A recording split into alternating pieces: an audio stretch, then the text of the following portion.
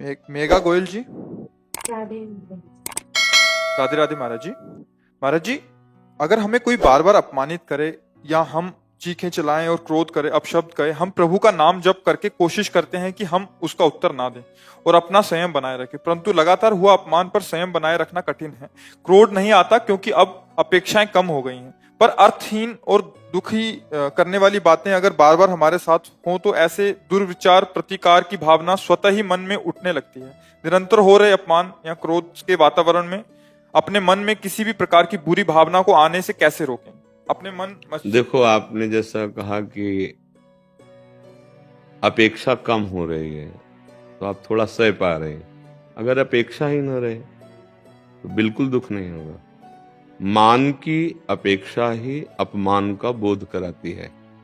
प्रशंसा की इच्छा ही निंदा का दुख पहुंचाती है। यद्यपि किसी भी दुख और लौकिक सुख की सामर्थ्य नहीं है वो हमारे तक पहुंच सके, पर हम अपने स्वरूप को भूल करके अंतःकरण में तन्मय हो गए। अंतःकरण सूक्ष्म शरीर है और अंतःकरण तदात्म हो चुका है स्थूल शरीर में। मैं स्त्री हूं, मैं पुरुष हूं, मैं अच्छा कर्म करती हूं और ये बुरा कर्म कर रहा है। यही दुख का कारण है। इसको हम बाहरी किसी सहयोग से या परिस्थिति के परिवर्तन से सुधार नहीं कर सकते। विवेक के द्वारा बचा जा सकता है। अगर विवेक का प्रयोग ना करो तो हृदय जलेगा और आपका वो क्षण आएगा जब आप उसी वृत्ति से युक्त होकर के वैसे ही बर्ताव कर बैठेंगे। फिर आप साधक नहीं रह जाएंगे, फिर आप एक संसारी पुरुष जैसा बर्ताव हो जाएगा। हम मान की इच्छा रखते हैं तभी हमें अपमान बुरा लगता है। कौन किसका अपमान कर रहा है? सामने उसके हृदय में प्रभु हैं।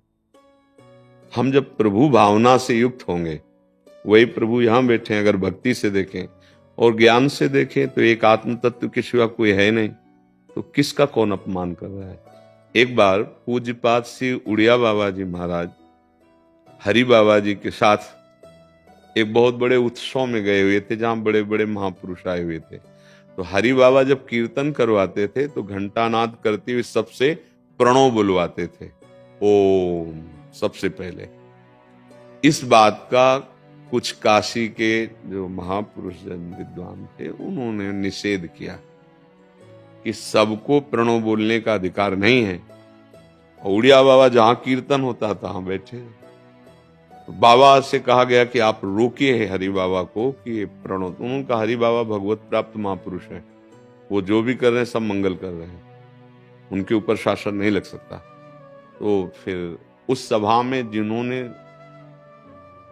विरोध किया था वो भी थे। जब उनको माइक मिला, बाबा अपने स्वरूप में हर समय रहते थे, स्मृतिमान ब्रह्म। तो निंदा शुरू की उड़िया बाबा की। वो इतने अनुगामी शिष्य ऐसे विद्वान उद्भट थे कि एक क्षण में जबान बंद, सब उकसे एकदम। बाबा ने सबको ऐसे ऐसे रोक दिया, शांत हो। आधा घंटा तक वो बाबा की निंदा करते रहे। बाबा शांत। जब सब सभा उठी, बाबा उठे। जेवी कुटिया पे आए तो जो उनके प्रधान शिष्य थे, बहुत उच्च कोटि के, तो उनका बाबा आप आदेश क्यों, रोक क्यों दिया, आदेश क्यों नहीं दिया, हम 2 मिनट में उनका मुंह बंद कर देते। तो बोले यही सत्संग सुना है ना, यही आपने अभी तक सत्संग सुना है। वो किसकी निंदा कर रहे थे? शरीर की। वो तो हम भी करते हैं। जो आत्म तत्व वहां से वही आत्म तत्व यहां है। कौन किसकी निंदा कर रहा है? देहाभिमान जब तक गलित नहीं होता तब तक ये बात आपको समझ में नहीं आएगी। शत्रु मित्र सम जान, मान मान अपमान सम, दुख सुख लाभ न हानि, यह जो कृपा हरिवंश की। शत्रु मित्र में, मान अपमान में, निंदा स्तुति में, लाभ हानि में जिसका समान भाव बन रहा है, समता आ रही, वही ऊंचाई पर चढ़ रहा है। नहीं तो पूरा संसार इसी में तो पिस रहा है। देखो क्या हो रहा है, लड़ाई झगड़ा, प्रिय संबंधों की हत्या, इसी से तो हो रहा है। 3 गुण माया के चल रहे, उसी में हमारी बुद्धि प्रभावित होकर। अगर हम सहना चाहते हैं और आगे निकलना चाहते हैं, क्योंकि सहने से ही निकल सकते हैं, लड़ाई से कुछ नहीं। वो 4 शब्द बोले कटु आप और बोले तो फिर वो और द्वेष पक्का हो जाएगा। द्वेष हो जाएगा तो हृदय जलेगा, भजन होगा नहीं, भगवत मार्ग पुष्ट नहीं होगा। हमें ये बात सोचनी है कि मुझे भगवान पुष्ट कर रहे हैं। कैसे? जैसे आप हमें गाली दिए, हमारे हृदय में जलन हुई तो हमारे पाप नष्ट हो रहे हैं। भगवान हमें परिपक्व कर रहे हैं। पूज्यपाद श्री उड़िया बाबा जी महाराज ने कहा तब माना जाएगा कि आपका साधन परिपक्व हो रहा है। जैसे आपको कोई विदेशी भाषा में गाली दे तो आपको कैसे, आप भाषा नहीं जानते, वैसे देखोगे ला कुछ बोल रहा है ऐसा लगेगा और आज चले जाओगे, कोई दुख नहीं होगा। बाबा बोले जब आपकी भाषा में आपको गाली दे, अपमानित करे और आप वैसे ही चले जाओ जैसे विदेशी भाषा में सुनने पर, तब आपको माना जाएगा कि आपका साधन ठीक चल रहा है। अब मान और अपमान, लाभ और हानि, सुख और दुख, ये द्वंद्व हैं। अगर आप भजन नहीं करते, सत्संग नहीं सुनते तो इन्हीं द्वंद्वों में पिसोगे। चलती चक्की देख के दिया कबीरा रोए और दो पाटन के बीच में साबित बचान कोय। तो कमाल जी उनके संकल्प पुत्र थे, उनका चलती चक्की देख के दिया ठठाए कमार और राह सहारे कील के तो बाल न बाका जाए। चक्की चल रही है और जो दाना कील के सहारे में आ गए वो पिसेगा नहीं, चाहे घंटों चलती रहे। तो पूरे संसार चक्र की कील है ब्रह्म, भगवान, हरि। अगर इनकी शरण में आ जाओ तो ये द्वंद्व पीस नहीं पाएंगे। निर्द्वंदो भवति, कोई भी द्वंद्व तुम्हें इस पर, ये द्वंद्व है, मान अपमान, सुख दुख, लाभ हानि।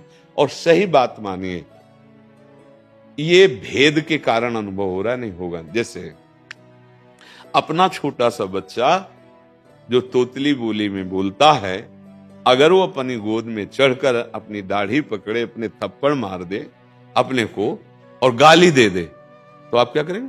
हंसेंगे और बोले तुम्हें अपमान नहीं लगा, थप्पड़ मार दिया तुम्हारा लड़का, तो दुलार आएगा, ए बच्चा है। क्यों? क्योंकि अपनापन है ना, लौकिक अपनापन से बात बता रहा हूं। और अगर भगवत भाव का अपनापन है कि मेरे प्रभु ही सब में है, तो अपमान का बोध नहीं होगा, निंदा का बोध नहीं होगा, दुख का बोध नहीं होगा। चाहे भक्ति मार्ग से चलो, चाहे ज्ञान मार्ग से चलो, बिना सम हुए आप दुखों की निवृत्ति नहीं कर सकते। यहां केवल अध्यात्म शब्दों की चर्चा होती है, व्यवहारिक शब्दों का यहां कोई महत्व नहीं। हम जब व्यवहार में उतरते हैं तब हम फिसल जाते हैं, तब हम अध्यात्म को समझ नहीं पाते। हमारा जो कर्तव्य, यदि हम केवल अपने कर्तव्य को देखें, उसके कर्तव्य को ना देखें, तो हमें कोई दुख नहीं होगा। हम अपने कर्तव्य को तो कर रहे हैं, अपने कर्तव्य के बदले में उससे हम कर्तव्य चाहते हैं कि हम आपको इतना प्यार करते हैं, ऐसे चल, तो आप कम से कम इतने मृदु वचन तो बोल सकते हो ना। आप कड़ुआ क्यों बोले हमारे लिए? अब उसके कर्तव्य का निरीक्षण परीक्षण होने से हम अपने कर्तव्य को भूल गए। अब हमारे अंदर या तो द्वेष हो जाएगा और या फिर जैसे वो भाषा बोल रहा था वैसी भाषा हमारी निकल जाएगी। महाराज उसी द्वेष में जी रहे हैं। ये प्रश्न मेरे लिए ही है, वो मेरी पत्नी है।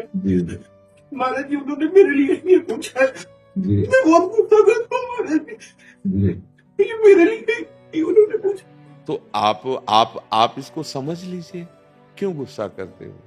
आप विचार करके देखो, क्या आप में ऐसे सद्गुण हैं, क्या आप में ऐसी गलती नहीं है जिसमें आप पर गुस्सा किया जा सके? तो देखो, अगर बिल्कुल सरल भाषा में समझो, आप बिल्कुल सद्गुण संपन्न हो जाएंगे तो गुस्सा आएगी नहीं, क्योंकि दुर्गुण है ये गुस्सा। और जब आप में गुस्सा आती है तो कमी आप में भी है ना, तो फिर दूसरे की कमियों को हम क्षमा नहीं करते और अपनी बड़ी से बड़ी कमी को सेकंड में क्षमा कर देते हैं। ये हमारी गलती है। परमार्थिक पथिक अपनी गलतियों को क्षमा नहीं करता, दूसरी की गलतियों को क्षमा करता है, तभी वो ऊंचाई पे चढ़ता है। ए भाई, काहे को गुस्सा करें? क्यों गुस्सा करें? अगर मान लो कोई अनजाना व्यक्ति हमसे अपमानजनित क्रिया कर रहा है, द्वेष, तो बेचारे की बुद्धि ऐसी है। अगर कोई अपने घर में है और वो कर रहा है तो वो ना समझ, हमको अपनी समझ ठीक करनी है, हमको उसके साथ प्रियता का ही बर्ताव करना है।